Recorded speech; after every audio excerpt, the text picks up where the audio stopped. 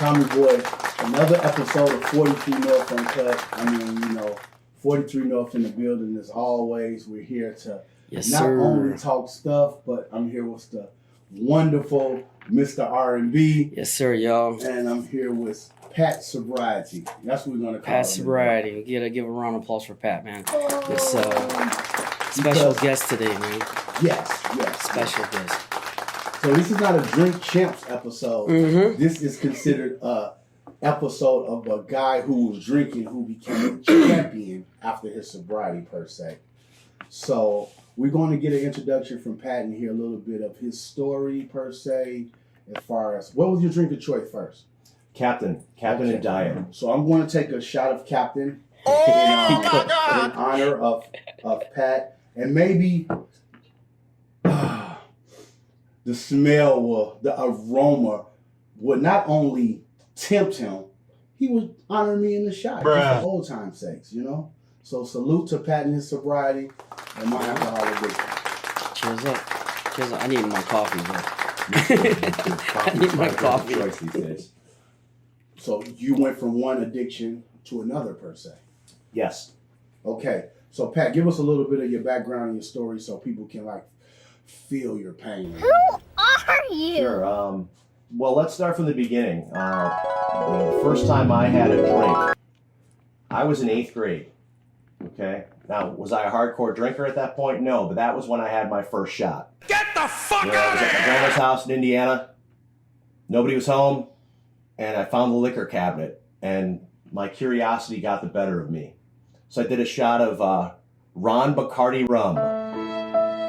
And I remember taking a shot and remember going, wow, that's really strong. But then I got this really warm feeling, and I really loved the way it made me feel. Oh, like I feel right now. I got a real warm feeling with this. Sure. No, it's true. It happens. Yeah. And really liked the way it made me feel. Now, the next time I had a drink was maybe 6-8 months later when I was a freshman in high school and my buddy's parents were gone, and between the three of us, we had a 12-pack of Miller High Life. And I remember I had 3 or 4 beers and I had to ride my bike home, by 11:30 because that was my curfew. And I remember that was the funnest bike ride home I've ever had in my entire life. But how old are you now? I'm 48. Okay, so we finna cut past the high school. The ethics, the beginning of drinking. Sure. We all played that role. We see our parents said it was bad and this and that. We've gone to the point of your life where this fine ingredient that's legal has became a problem in your life. Absolutely. Working hard. We all work hard for a living. And at the end of the day, you want to relax. I'm real though, because I work in a factory, and per se, every day after work, it's the same group of guys. Let's go get some beers. They have to have these beers. Yeah. They recruit people. You said recruit. We going to the bar. You have to go. You know what I mean? Sure, it's bonding too. Okay, so you was bonding. Were you married at this sense? Were you? I was not. I was a full-blown bachelor, working hard, working probably 50, 60-hour weeks. And my reward at the end of the day, or, several times a week, I was up 3-4 days a week, was I was going to go out, I was going to get smashed. And well, you getting smashed, but okay, then this was your pleasure. So when you getting smashed, were you getting smashed to smash some ass, or what was your motive behind this drinking? Were you going to sleep? Were you drinking just to be comatose or escape from reality? What was it? I escaped from reality, wanted to relax, wanted to just chill out a little bit, but also it helped me become more social, or at least what I thought was more social. But you know how some people get with alcohol. I was one of those people. I became really annoying. You were the happy people. And I was a story repeater. After you heard me tell the same story for the 3rd time, you were just like, this guy really needs to get away from me. Okay. I've seen some of those people sober. Well, yeah, but yeah, this was bad. So that's when you know it was a problem. You start sensing it becoming a problem. Sure, and you start getting feedback from people. What'd they say, bro? Well, I remember when I was at a wedding, and real quick story behind it. I'd gone out the night before with a group of friends, and we were out till bar close. And this was like a Friday night. So on a Saturday we had a wedding. The wedding was at 1. So this is almost 12 hours after we stopped drinking. Yeah. And I went to the wedding, and I was all, I had my shirt and tie on, I had a cool leather jacket on, and I was showered, and I was there, but I still reeked from the night before. And we were in church. And I could look around at people, and I'm sure they were all kind of going, what smells like booze? And it was the booze coming out of my skin. And I felt horrible. I felt absolutely awful, but I was like, cool, let's get these nuptials taken care of, and we're going to the bar because we have a few hours before the reception starts, which was open bar, by the way. Mm-hmm. And that night I proceeded to get very, very, very intoxicated. Yeah. Very intoxicated, where, if I would have seen my blood alcohol level that night, I think it would have been devastating. Yeah. But it was also with people who I worked with. These were my bosses were there, my coworkers, friends were all there. That's probably where you made your first mistake, by thinking it's your boss. Those guys are just, in positions in management and things. But you thought they're cool. If they're doing it, it must be the right thing to do because they still go to work and they got this high position. But so you're reeking alcohol at this wedding and you feeling uncomfortable?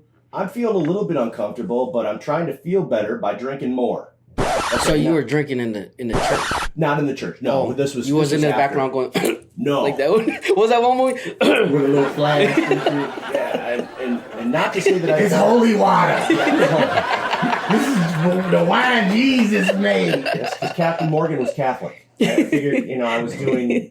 And today I do have a Captain Morgan, but we don't have a sponsorship. But I left the top off the Captain Morgan purposely. Okay, finish this because you're going to reek of Captain Morgan leaving here. And I got a conversation, with one of my bosses. And, when you drink alcohol, I think everybody can relate to the fact called liquid courage. Yeah.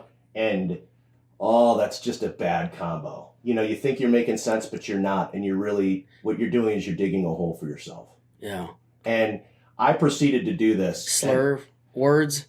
Yeah, but slurring words, but also just just the worst time to be talking about work stuff is when you've had a few drinks with somebody who is in charge of whether or not you're going to get a contract to come back and continue working. Yeah. And so it didn't go well. It wasn't a career-ending move, but I'm sure it contributed to it. But at the same time, there was a lot of regret the next day. And it's like, what did I say? And that was really happening a lot. Was I woke up the next day going, who did I talk to? Who do I have to apologize to today? How much money did I spend? Rethinking of what the fuck happened and shit. But some people celebrate your intoxicant. Like you might call your friend the next day and they'd be like, man, you was fucked up last night. Whoa, you was messed up. Bro, you know what I mean? But sometimes that's a sign of, I got to go harder next time. It's a challenge, right? Yeah. One time, boy, you need to hype me up then, god damn it. I was kidding. Yeah, it's just... Hey, look. I'm blowing the effervescence. What was special in this bottle, in these bottles here, that made you, besides the happiness that you say you were searching for, that you realized it wasn't happiness, right? Sure. You cuss people out, you have all these bad stories the next day, you reek of alcohol, but what made you continue to chase that feeling? Habit.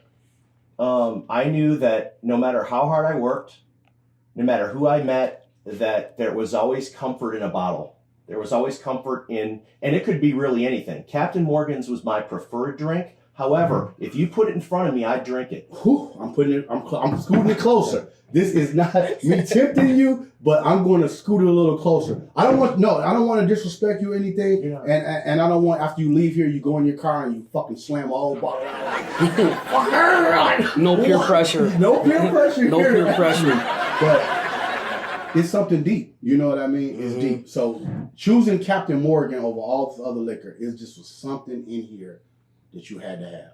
Exactly. And I think it would be safe to assume that in our lives, we want to be happy.